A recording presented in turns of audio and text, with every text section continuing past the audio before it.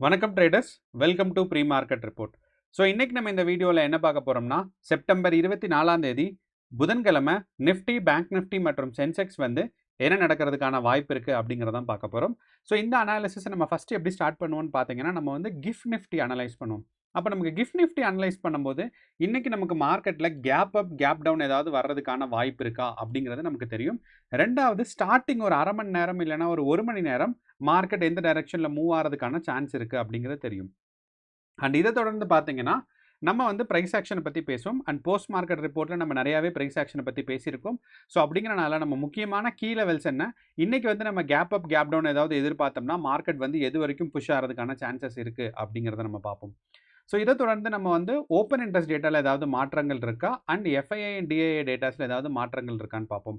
So நிஃப்டியோட price action பார்க்கும்போது நம்ம நிஃப்டியோட ஓப்பன் இன்ட்ரெஸ்ட் டேட்டா பார்ப்போம். கடைசியில் பார்த்தீங்கன்னா நமக்கு வந்து எஃப்ஐஐ அண்ட் டிஐஏ டேட்டாவில் பையிங் அண்ட் செல்லிங் அவங்க ஏதாவது பயங்கரமான ப்ரெஷர் டிஃப்ரென்சஸ் இருக்கா, ஏதாவது ஒரு சைடாக அவங்க பையிங் இருக்கா, ஒரு சைடாக செல்லிங் இருக்கா அப்படிங்கிறத நம்ம டைரக்ஷன் தெரிஞ்சுக்கலாம். ஸோ இதெல்லாம் அனலைஸ் பண்ணும்போது நமக்கு ஒரு அண்டர்ஸ்டாண்டிங் டெவலப் ஆகும். இன்னைக்கு செப்டம்பர் 24 புதன்கிழமை நிஃப்டி, பேங்க் நிஃப்டி மற்றும் சென்செக்ஸ் வந்து என்ன நடக்கிறதுக்கான வாய்ப்பு இருக்குது அப்படிங்கிறது நமக்கு ஒரு அண்டர்ஸ்டாண்ட் ஆகும். வாங்க இப்போ நம்ம வீடியோக்குள்ளே போகலாம். ஸோ நம்ம முன்னாடியே சொன்ன மாதிரி ஃபஸ்ட்டு வந்து நம்ம கிஃப்ட் நிஃப்டிலேருந்து அனலைஸ் பண்ணுவோம். அப்போ இந்த கிஃப்ட் நிஃப்டியில் நம்ம முக்கியமாக பார்க்குறது என்னன்னு பார்த்தீங்கன்னா, ரெண்டு விஷயம். ஒன்று வந்து நமக்கு வந்து 3:30க்கு நேற்று நமக்கு 3:30க்கு மார்க்கெட் க்ளோஸ் ஆகும்போது எந்த இடத்துல பொசிஷன் இருந்துச்சு. ஓகே, அப்போ 3:30க்கு க்ளோஸ் ஆகும்போது பார்த்தீங்கன்னா நமக்கு 25,000 ஏறக்குறைய பார்த்தீங்கன்னா 25,200 பக்கம் இருந்துச்சு, 250 பக்கம் இருந்துச்சு. இப்போ இருக்க கரண்ட் பொசிஷன் பார்த்தோம் அப்படின்னா நமக்கு வந்து மார்க்கெட் வந்து ஒரு 60 பாயிண்ட்ஸ் கீழே இருக்குது. அப்போது இந்த இப்போ இருக்க கரண்ட் பொசிஷன் நமக்கு 6:30க்கு ஓப்பன் ஆனதுலேருந்து ஒரு நெகட்டிவாக தான் மார்க்கெட் புஷ் ஆகிட்டு இருக்கு. அதை நமக்கு இந்த இடத்துல பார்த்தா தெரியும். ஸோ நமக்கு 3:30க்கு இருக்கும்போது 25,250 இருந்தது. இப்போ வந்து நமக்கு பார்க்கும்போது பார்த்தீங்கன்னா மார்க்கெட் வந்து ஸ்ட்ராங்காக கீழே தான் புஷ் ஆகிருக்கு. ஓகே, அப்போ நமக்கு ஒரு 60 பாயிண்ட்ஸ் இல்லைனா 70 பாயிண்ட் நமக்கு டிஃப்ரென்சஸ் இருக்குது. அதை தவிர நம்ம ரெண்டாவதாக பார்த்தோம்னா அப்போ ஒரு கேப் டவுனுக்கான வாய்ப்புகள் இருக்குது அப்படிங்கிறது நமக்கு புரியுது. இதை தொடர்ந்து நமக்கு ரெண்டாவதாக பார்த்தோம் அப்படின்னா மார்க்கெட் வந்து 6:30க்கு நமக்கு ஓப்பன் ஆகும்போது ஸ்ட்ராங்கான ஒரு ரெட் கேண்டலில் தான் ஓப்பன் ஆயிருக்கு. இப்போ நான் வந்து 3 மினிட்ஸ் டைம் ஃப்ரேம் வச்சுருக்கேன். அப்போது இந்த ஸ்ட்ராங்கான ரெட் கேண்டலுக்கு அப்புறம் பார்த்தீங்கன்னா மார்க்கெட் வந்து ஒரு பயங்கரமான ஒரு செல்லிங் ப்ரெஷரில் இருந்திருக்கு. அப்போது ஒன்று வந்து பார்த்தீங்கன்னா நமக்கு வந்து கேப் டவுன் இப்போ இருக்கிற பொசிஷன் பார்க்கும்போது நமக்கு ஒரு 60லேருந்து 70 பாயிண்ட் கேப் டவுன் வர்றதுக்கான வாய்ப்பு இருக்குது. ஒன்று. ரெண்டாவது, நமக்கு வந்து ஒரு செல்லிங் ப்ரெஷரில் இனிஷியலாக இருக்கிறதுக்கான சான்சஸ் இருக்குது. ஸோ இது ரெண்டுமே பார்த்தீங்கன்னா நமக்கு வந்து கிஃப்ட் நிஃப்டியில் இருக்கிற அண்டர்ஸ்டாண்ட் பண்ணுற டேட்டா நம்ம. ஓகே, அப்போ இந்த கிஃப்ட் நிஃப்டி டேட்டாவில் இது ரெண்டு விஷயம் பண்ணியிருக்கோம். அப்போ இதை வந்து நம்ம நிஃப்டி 50ல் அப்படியே அப்ளை பண்ணோம்னா நம்ம வந்து இப்போ என்ன எதிர்பார்க்க முடியும் அப்படின்னு பார்த்தீங்கன்னா, நிஃப்டி 50 நமக்கு இங்கேருந்து 3 மினிட்ஸ் டைம் ஃப்ரேமில் தான் வச்சுருக்கோம். ஸோ இப்போ இங்கேருந்து ஒரு 60 பாயிண்ட் இல்லைனா 70 பாயிண்ட் டவுன்ஃபால் ஆச்சு. ஸோ மார்க்கெட் வந்து இங்கே தான் க்ளோஸ் ஆகிருக்கு. இங்கேருந்து ஒரு 60 பாயிண்ட் இல்லைனா 70 பாயிண்ட் டவுன்ஃபால் ஆச்சுன்னா ஏறக்குறைய இந்த இடத்துல 25,120க்குள்ளே வரும். அண்ட் இன்னொன்று ஞாபகம் வச்சுக்கோங்க, நீங்கள் நிஃப்டியும் பேங்க் நிஃப்டியும் அதே மாதிரி கிஃப்ட் நிஃப்டியும் பார்க்கும்போது எப்பயுமே நிஃப்டிக்கும் கிஃப்ட் நிஃப்டிக்கும் ஒரு 100 பாயிண்ட் வித்தியாசங்கள் இருக்கும். ஃபார் எக்ஸாம்பிள் நேற்று நமக்கு மார்க்கெட் க்ளோஸ் ஆகும்போது நிஃப்டி பார்த்தீங்கன்னா நமக்கு 25,180 இருக்குது, 84.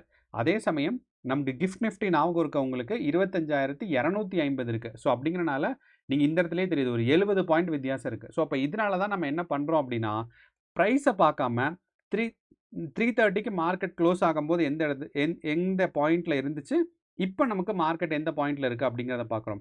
ஸோ இந்த மட்டும் தான் பார்க்குறோம். ஏன்னா நமக்கு வந்து ப்ரைஸை பார்க்கும்போது சில டைம் நம்ம வந்து மறந்துடுவோம் இந்த 50 பாயிண்ட் இல்லைனா 70 பாயிண்ட் டிஃப்ரென்சஸ் இருக்குன்னு. இப்போ பார்க்கும்போது நிஃப்டியை விட 50 பாயிண்ட் மேலே இருக்குது. அதே சமயம் சில நேரங்களில் கிஃப்ட் நிஃப்டி பார்த்தீங்கன்னா கீழே இருக்கிறதுக்கான சான்சஸும் இருக்குது. ஸோ அதனால தான் நம்ம வந்து டைமை மட்டும் கன்சிடர் பண்ணிவிட்டு இந்த ப்ரைஸ் டிஃப்ரென்ஸை வந்து கன்சிடர் பண்ணல. ஸோ அதை வச்சு பார்க்கும்போது தான் நமக்கு வந்து இப்போது நிஃப்டி 50 வந்து எது வரைக்கும் வரலான்னா ஒரு 25,100 இல்லைனா 25,110 வரைக்கும் மார்க்கெட் வந்து டவுன் சைடில் ஒரு கேப் அப்பில் ஓப்பன் ஆகிறதுக்கான வாய்ப்பு இருக்குது. அப்போது இந்த மாதிரி ஒரு கேப் டவுனில் நமக்கு மார்க்கெட் ஓப்பன் ஆச்சு அப்படின்னு பார்த்தீங்கன்னா இங்கேருந்து நமக்கு 25,100 கிட்ட வரும்போது ஸ்ட்ராங்கான நமக்கு புட் ஆப்ஷனில் வந்து ப்ரெஷர்ஸ் வந்து ரொம்ப அதிகமாயிரும். அப்படிங்கிறனால 25,000 புட் ஆப்ஷனுக்கு நீங்கள் ஹோல்ட் பண்ணியிருந்தீங்கன்னாவோ இல்லை வாங்கியிருந்தீங்கன்னாவோ மார்க்கெட் வந்து ஸ்ட்ராங்கான உங்களுக்கு ப்ராஃபிட்ஸ் கிடைக்கிறதுக்கான சான்சஸ் இருக்குது. ஓகே, ஆனாலும் நம்ம வந்து மார்க்கெட் கரெக்டாக நம்ம எக்ஸ்பெக்ட் பண்ண மாதிரியே கேப் டவுன் வரணும் ஒன்று. ரெண்டாவது, அங்கேருந்து ஒரு செல்லிங் ப்ரெஷருக்கு வரணும். ஸோ இது ரெண்டும் வந்துச்சுன்னா நமக்கு வந்து 25,000 தொடுறதுக்கான சான்சஸ் இருக்குது. அதே மாதிரி நம்ம ஏற்கனவே சொல்லியிருக்கோம் மார்க்கெட் வந்து ஒரு டவுன்வர்ட் ட்ரெண்டிங் சேனலில் இருக்குது அப்படின்னு சொல்லி. அப்போ இந்த டவுன்வர்ட் ட்ரெண்டிங் சேனலில் இருக்கிறனால நம்ம என்ன எக்ஸ்பெக்ட் பண்ணுறோன்னா மார்க்கெட் இப்போ இருக்க ப்ரைஸில் இருந்து அழகாக பார்த்தீங்கன்னா கொஞ்சம் அப்படியே இங்கிருந்து மார்க்கெட் கீழே வரைக்கும் வரும் 25, திருப்பி மேலே போகும், திருப்பி கீழே வரும், இப்படி தான் போகும். ஸோ அப்படிங்கிறனால ஒரு டைமுக்கும் நமக்கு வந்து இந்த டவுன்வர்ட் ட்ரெண்டிங் சேனலோட lower limit and upper limit தான் பார்த்தீங்கன்னா நமக்கு வந்து ஸ்ட்ராங்கான ஒரு ரெசிஸ்டன்ஸ் ஆகவும் ஒரு சப்போர்ட் ஆகவும் இருக்க முடியும். அதே மாதிரி நம்ம வந்து ப்ரைஸ் ஆக்ஷன் போன வாரம் இருந்த கேண்டில் இதெல்லாம் வச்சு நமக்கு பார்க்கும்போது 4 முக்கியமான ப்ரைஸ் லெவல்ஸ் இருக்குது. ஒன்று வந்து பார்த்தீங்கன்னா 25,000 இருக்குது. நேற்று வரைக்கும் பார்த்தீங்கன்னா 25,120 இருந்துச்சு. அந்த லெவலை நமக்கு பிரேக் பண்ணிட்டனால நெக்ஸ்ட் வந்து 25,000 வச்சுருக்கோம். அப்போது இந்த 25,000 தான் நமக்கு முக்கியமான ஃபஸ்ட்டு சப்போர்ட். அதே மாதிரி ஏன் இந்த ட்ராயிங்லாம் நம்ம எடுத்துட்டோம்னா தான் நம்ம கரெக்டாக இருக்கும். ஸோ அப்படின்னா நமக்கு வந்து 25,000 தான் ஃபஸ்ட்டு சப்போர்ட். அதை தாண்டி கீழே வந்துச்சுன்னா 24,800.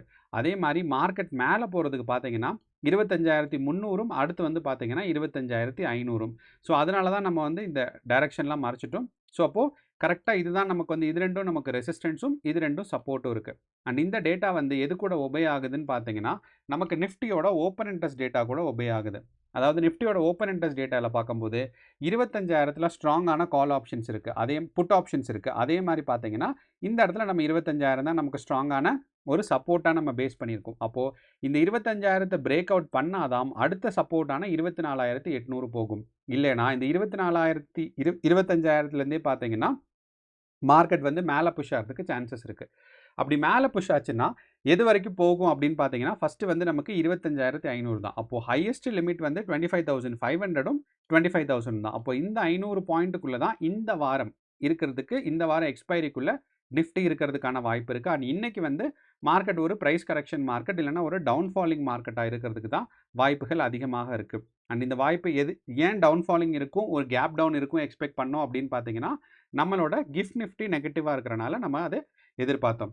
அதே சமயம் 9 மணிக்குள்ள இன்கேஸ் கிஃப்ட் நிஃப்டி ப்ரைஸ் மேலே ஏறி வந்து 25,250 தொட்டுருச்சுன்னா நமக்கு கேப் டவுன் கேப் அப் எதுவும் வராது. ஸோ அதை நம்ம ஞாபகம் வச்சுக்கணும். ஓகே, அடுத்து வந்து பார்த்தீங்கன்னா நம்மளோட சென்செக்ஸ். அப்போ இந்த சென்செக்ஸும் நிஃப்டி 50யோட அதே ப்ரைஸ் ஆக்ஷன் தான் ஃபாலோ ஆகும் அப்படிங்கிற ஒரு எக்ஸ்பெக்டேஷன் இருக்குது நமக்கு. அதே மாதிரி இருக்கிறனால நமக்கு ஃபஸ்ட்டு ரெசிஸ்டன்ஸ் சென்செக்ஸ்க்கு என்ன இருக்குன்னு பார்த்தீங்கன்னா 81,800. ஸோ மார்க்கெட் இங்கிருந்து புஷ் டவுன் ஆகி 81,800 வரைக்கும் வரும். அதே சமயம் இன்கேஸ் ஏதோ ஒன்று நடந்து சென்செக்ஸ் வந்து நிஃப்டிக்கு நேர்மாறாக போச்சு அப்படின்னு பார்த்தீங்கன்னா நம்ம வந்து எதுதான் ஃபஸ்ட்டு ரெசிஸ்டன்ஸ்னு பார்த்தீங்கன்னா 82,500ம் அதை தாண்டி போகும்போது நமக்கு வந்து 83,000ம். அப்போது சென்செக்ஸோட டார்கெட்ஸ் வந்து சப்போஸ் பாசிட்டிவான மார்க்கெட் இருக்குது, இந்த ஒரு டவுன்வர்ட் ட்ரெண்டிங் சேனலில் பிரேக் அவுட் ஆயிடுச்சு அப்படின்னா 82,500ம் 83,000 தான் நமக்கு ஃபஸ்ட்டு இருக்கிற டார்கெட் வந்து ரெசிஸ்டன்ஸ் அண்ட் சப்போர்ட் அப்படிங்கிறது சொல்லலாம். அடுத்து நமக்கு சப்போர்ட் பார்க்கும்போது 81,000 தான். ஸோ இந்த 81,000 பிரேக் அவுட் பண்ணுறதே கஷ்டம். இன்கேஸ் இந்த 81,000 பிரேக் அவுட் ஆயிடுச்சுன்னா அடுத்த ரெசிஸ்டன்ஸ் வந்து பார்த்தீங்கன்னா 81,000 இருக்கும். அது நமக்கு மார்க் பண்ணல, 81,000 இந்த இடத்துல நமக்கு இருக்கும்.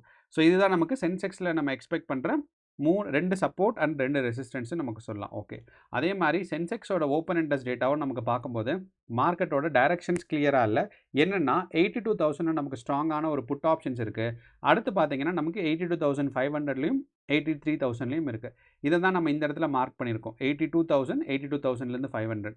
ஸோ மார்க்கெட் வந்து இந்த 82,000க்கு பதிலாக நான் என்ன மார்க் பண்ணியிருக்கேன்னா 81,800. ஏன்னா நமக்கு இந்த ப்ரைஸ் ஆக்ஷனை ஒபே பண்ணுற மாதிரி பார்த்தீங்கன்னா 82,800 தான். அங்கேருந்து 82,500ம் 83,000ம். ஸோ நமக்கு வந்து ஓப்பன் இன்ட்ரெஸ்ட் டேட்டாவில் இருக்கிற மாதிரி. ஸோ அப்படிங்கிறனால நமக்கு இன்னொரு விஷயம் Nifty Sensex and bank Nifty வந்து ஒரு 2 வாரமாக நமக்கு வந்து ஓப்பன் இன்ட்ரெஸ்ட் டேட்டாவை பெருசாக ஒபே பண்ணுறதில்ல. அதுக்கு முன்னாடி வரைக்கும் இந்த இடத்துல கரெக்டான சப்போர்ட் இருந்துச்சுன்னா இந்த சப்போர்ட்டை பிரேக் பண்ணுறதுக்கு கஷ்டமாக இருக்கும். அதே மாதிரி பிசிஆர் ரேஷியோ 9 இருக்குன்னா மார்க்கெட் வந்து நெகட்டிவாக போகும். ஸோ இதெல்லாம் தான் நமக்கு நடந்துட்டு இருந்துச்சு. ஆனால் இப்போ வந்து பிசிஆர் ரேஷியோ வந்து பார்த்தீங்கன்னா 0.7 இருக்கும், ஆனால் மார்க்கெட் நெகட்டிவில் போகும். ஸோ அப்படிங்கிறனால நீங்கள் வந்து இந்த ஓப்பன் இன்ட்ரெஸ்ட் டேட்டாவோட call options and put options plus இதோட பிசிஆர் ரேஷியோவை ரொம்ப வந்து எக்ஸ்பெக்டேஷன் பில்ட் பண்ண வேண்டாம். ஏன்னா நீங்கள் வந்து பியூராக ப்ரைஸ் ஆக்ஷனும் மார்க்கெட் எந்த டைரக்ஷனில் மூவ் ஆகுதுங்கிறத அண்டர்ஸ்டாண்ட் பண்ணாவே நமக்கு வந்து இப்போ இருக்கிற நிலைமையில் மார்க்கெட்டோட டைரக்ஷனையும் பொசிஷனையும் அட்ஜஸ்ட் பண்ண முடியும். ஓகே, அடுத்து வந்து பார்த்தீங்கன்னா நம்மளோட பேங்க் நிஃப்டி. அப்போ இந்த பேங்க் நிஃப்டியும் நிஃப்டி 50 மாதிரியே தான் நமக்கு லாஸ்ட் ஒரு 3 நாளாக போயிட்டுருக்கு. ஸோ அப்படிங்கிறனால பேங்க் நிஃப்டி இந்த டவுன்வர்ட் ட்ரெண்டிங் சேனல்லேருந்து மேலே பிரேக் அவுட் ஆச்சு அப்படின்னு பார்த்தீங்கன்னா 56,000 வரைக்கும் மேலே புஷ் ஆகும். ஸோ இந்த 56,000 வரைக்கும் மேலே புஷ் ஆகும். அதே சமயம் இங்கேருந்து மார்க்கெட் கீழே போச்சு அப்படின்னு பார்த்தீங்கன்னா நமக்கு வந்து 55,000 வரைக்கும் புஷ் ஆகும். அந்த 55,000ங்கிறத நம்ம வந்து 54,800ன்னு வச்சுருப்போம். ஸோ அப்படிங்கிறனால நிஃப்டி 50க்கும் பேங்க் நிஃப்டிக்கு பார்க்கும்போது 56,000க்கும் 55,000க்கும் தான் பார்த்தீங்கன்னா நமக்கு வந்து முக்கியமான ஒரு கேப் இருக்க போகுது. அப்போது பேங்க் நிஃப்டி வந்து இந்த 2 ப்ரைஸ் லெவலுக்குள்ள ஆசிலேட் ஆகிறதுக்கான சான்சஸ் நிறையா இருக்குது. இந்த மாதத்தோட எக்ஸ்பைரி வரைக்கும் இந்த 2 ப்ரைஸ்க்குள்ளே ஆசிலேட் ஆகும். அண்ட் இன்னைக்கு வந்து பார்த்தீங்கன்னா நம்ம வந்து மார்க்கெட் ஒரு சரிவு நிலை தான் நம்ம எதிர்பார்க்குறோம் பேங்க் நிஃப்டிலையும். ஸோ அப்படிங்கிறனால Nifty, bank Nifty and Sensex 3மே இன்னைக்கு வந்து நெகட்டிவான market. And GIFT Nifty data பார்க்கும்போது நமக்கு ஒரு கேப் டவுன் வாய்ப்பு இருக்க மாதிரி இருக்குது. ஸோ அப்படிங்கிறனால இதை பேஸ் பண்ணி நீங்கள் உங்களோட ஸ்ட்ராட்டஜியை ரெடி பண்ணிக்கோங்க. கேர்ஃபுல்லாக ட்ரேட் பண்ணுங்கள். நாளைக்கு வந்து சென்செக்ஸோட எக்ஸ்பைரிங்கிறத மறந்துட வேண்டாம். All the best. நன்றி, வணக்கம்.